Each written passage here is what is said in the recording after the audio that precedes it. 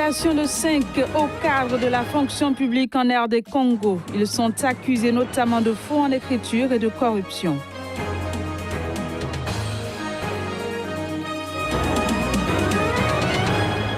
Pillage, assassinat, viol, l'ONG Human Rights Watch dénonce des crimes perpétrés au Kenya pendant le feuilleton électoral.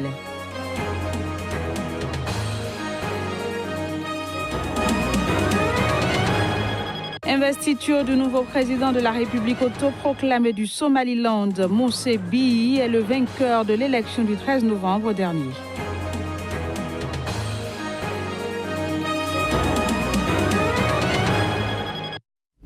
Voilà pour le sommaire. Bienvenue à toutes et à tous. En République démocratique du Congo, plusieurs hauts cadres de la fonction publique ont été arrêtés mercredi par l'inspection de la police judiciaire. Ils sont accusés de faux en écriture, de corruption et de détournement de biens publics évalués en millions de dollars. Voici le reportage. Plusieurs cadres travaillant à la Direction générale des recettes de Kinshasa sont mis aux arrêts depuis ce mercredi. Outre des faits de corruption, les 5 cadres sont également accusés de faux en écriture et de détournement de biens publics évalués en millions de dollars. Ces arrestations menées par l'inspection de la police judiciaire font suite à la saisine du procureur général de la République en août dernier par un conseil du président Joseph Kabila en matière de lutte contre la corruption, le blanchiment des capitaux et le terrorisme, et ce à l'issue d'une enquête dont le contenu est tenu confidentiel. La dite enquête vise de hauts fonctionnaires de l'État, des mandataires publics, des opérateurs économiques nationaux et étrangers, des banquiers et même des cadres de la Banque centrale du Congo à la base de détournement et de corruption en République démocratique du Congo. L'ONG Human Rights Watch a dénoncé jeudi de nombreux viols commis au Kenya, des crimes commis notamment par les forces de sécurité pendant la période électorale émaillée de violences qui a duré près de 4 mois dans le pays. Imaginons. Le rapport publié par Human Rights Watch révèle que de nombreuses personnes, hommes et femmes, ont subi des agressions physiques et sexuelles au cours du feuilleton électoral kenyan. Les victimes affirment toutes avoir été abusées par des civils, mais aussi des agents de police, eux qui sont censés les protéger. Je ne vois pas la police comme quelqu'un qui me protège. Je vois la police comme quelqu'un qui pourrait venir me détruire à chaque instant. 2 policiers ont ouvert mon pantalon et m'ont fait allonger sur le canapé. Ils m'ont sodomisé. Ils ont fait tout ce dont ils avaient envie. Alors que je rentrais chez moi, 2 jeunes hommes se sont approchés de moi au coin de la rue. Ils m'ont menacé avec des couteaux. L'un d'eux a mis un couteau de ce côté et l'autre a placé un couteau de ce côté. Ils m'ont forcé à me déshabiller et m'ont violé vaginalement et analement. Et ils m'ont battu sans pitié.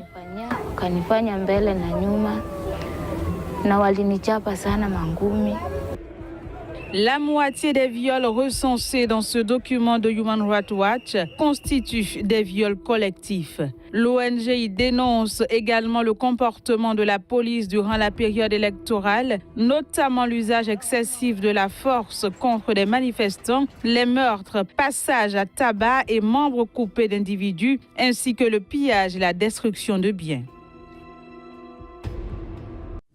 En Somalie, un attentat suicide a été perpétré contre une école de police à Mogadiscio.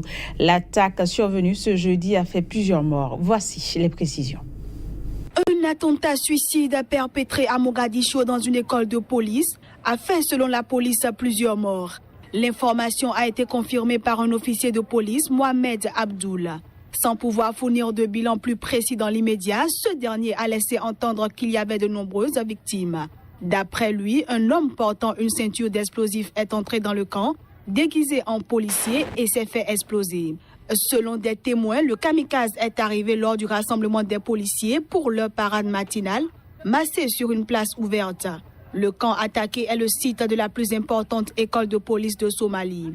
Pour le moment, aucune revendication n'avait encore été annoncée, mais les chebabs affiliés à Al-Qaïda prennent régulièrement pour cible les forces de police. L'attentat le plus meurtrier de l'histoire de la Somalie a fait jusqu'à 512 morts le 14 octobre dernier, lorsqu'un camion piégé a explosé à Mogadiscio, selon un comité travaillant sur les victimes de cette attaque.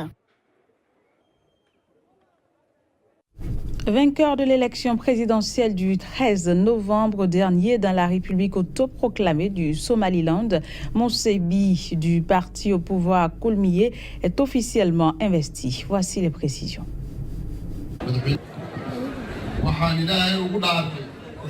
À l'issue de l'élection présidentielle du 13 novembre dernier, dans la République autoproclamée du Somaliland, le candidat du parti au pouvoir Kulmiye, Mousseibi, a été déclaré vainqueur ce mardi par la commission électorale. Je promets qu'il y aura obligation de rendre des comptes pour tous ceux inclus dans le gouvernement, que cela soit pour la finance ou autre chose. Je promets de préserver la justice et l'égalité pour notre peuple et notre pays tant que possible.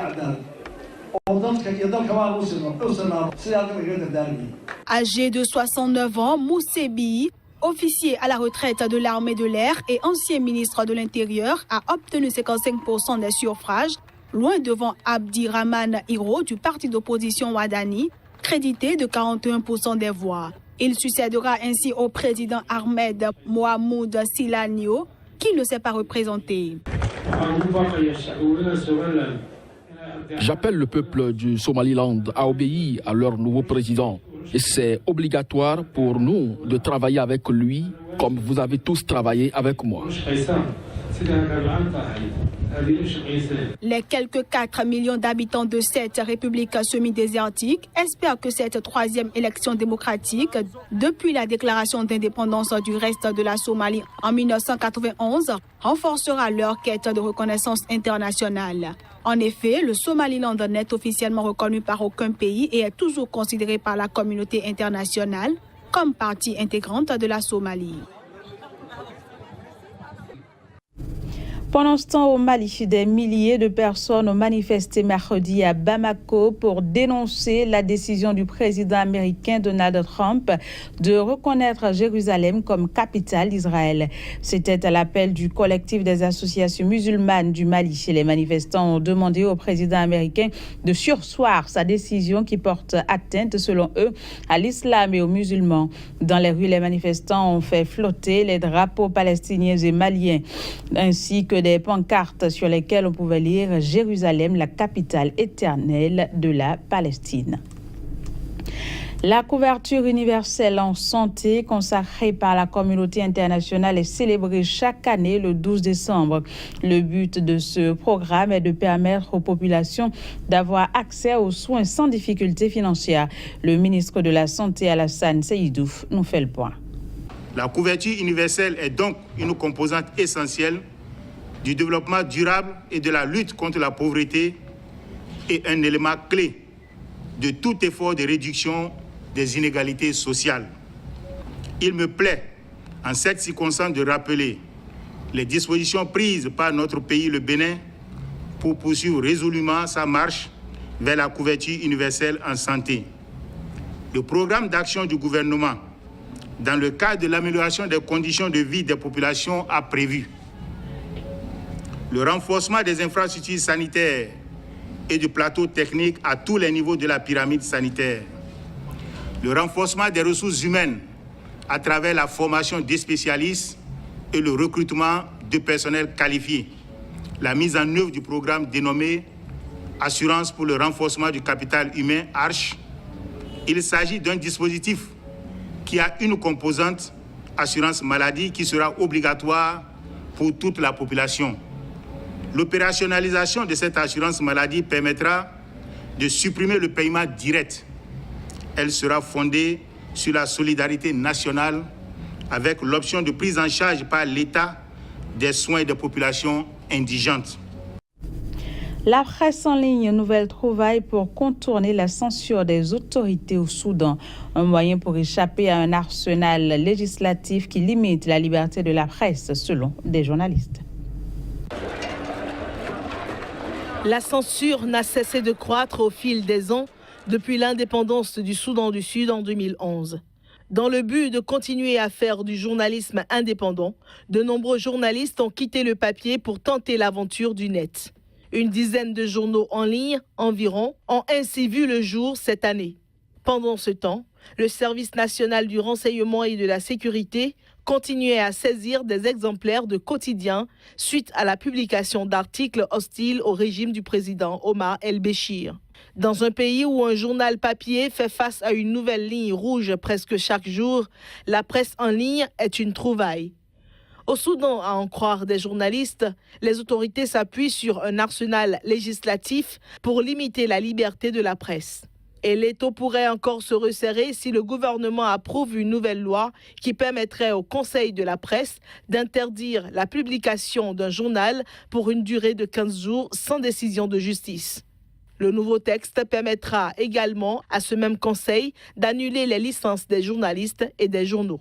Environ 60% des publicités présentes dans les journaux proviennent des structures contrôlées par le gouvernement, d'après le rédacteur en chef d'un journal en ligne. Les journaux critiquant la politique gouvernementale voient donc souvent leurs recettes publicitaires fondre. À souligner que le Soudan se retrouve au 174e rang sur 180 pays, dont le classement 2017 de Reporters sans frontières sur la liberté de la presse. L'ONG dénonce censure, procès et lourdes peines contre les journalistes. Dernière note de cette édition, au Sénégal, le chantier du futur train express régional avance. Il devrait circuler à compter de janvier 2019 et desservir l'aéroport international Blaise Diagne, situé à 47 km au sud-est de Dakar. C'est un projet d'envergure majeure, une technologie à la pointe comme il n'y en a pas beaucoup dans le monde. L'ingénierie est extrêmement importante pour préparer un tel projet. Ce n'est pas uniquement un seul marché, mais 6 marchés qui doivent travailler ensemble. Donc depuis 1 an, nous travaillons avec les ingénieries de tous les marchés pour sortir la conception de ce projet. Aujourd'hui, la conception est terminée. Nous lançons maintenant les études d'exécution et la réalisation. L'objectif visé, bien entendu, est le 14 janvier 2019, de manière à pouvoir faire circuler le train. Toutes nos équipes sont sur le pont pour cela. Il faut encore qu'on puisse lever des verrous administratifs, certaines libérations d'emprise. Aujourd'hui, nous voulions faire le point sur ce chantier pour voir l'état des travaux. Et je dois dire que l'état des travaux est beaucoup plus avancé que je ne le pensais. Cela a été dit, il y a un long temps d'études, c'est normal. Il y a le temps aussi de libération des emprises. Il y a le temps de décaissement aussi des fonds. Tout ça prend du temps. Mais je vois qu'on est maintenant dans la phase d'exécution concrète sur le terrain. Voilà, ce sera tout pour ce journal. Merci d'avoir été des nôtres et à très bientôt. Prenez soin de vous.